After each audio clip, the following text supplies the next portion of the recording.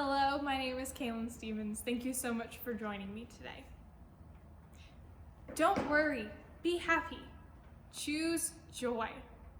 Give it to God. Have you ever heard these phrases? Perhaps you were talking to a friend or family member and they stated one, or you heard one from a pastor or evangelist, and most infamously, you saw one on a sign at Hobby Lobby. Are these phrases just Christian cliches, or do they contain real biblical truth? Where does it state in the Bible to choose joy, give it to God, or don't worry, be happy? All three of these statements are found in Philippians 4:4-7, which says, "Rejoice in the Lord always. I will say it again, rejoice. Let your gentleness be evident to all. The Lord is near. Do not be anxious about anything, for in everything, by prayer and petition, with thanksgiving, let your requests be made known to God. And the peace of God, which transcends all understanding, will guard your hearts and your minds in Christ Jesus." So why is Paul saying these things? Who are the Philippians? What do these statements mean? And how does it apply in today's culture?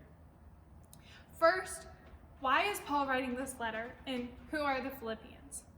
Paul is writing this letter to the church in Philippi to thank them for their monetary gift that he sent them while he was in prison.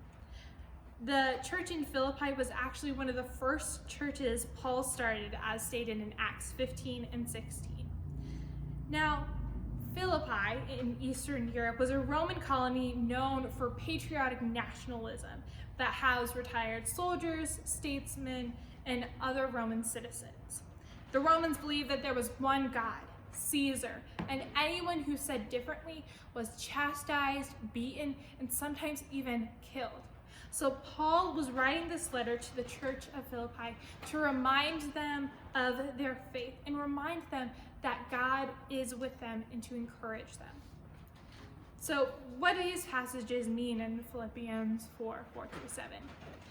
In this passage, it is challenging the Philippians to live as Christ lived, to rejoice, to give it to God, and to be gentle in all things. All of life is a gift from God, and we need to be joyful no matter the circumstance. Whether we're going through a tough time or going through a happy time, we always need to be joyful. It also says that we need to be an example to all, both non-believers and Christians alike. We need to live our life by action and be a positive example to them by being joyful. We also should not worry about our current circumstances because God can handle it if you give it to Him.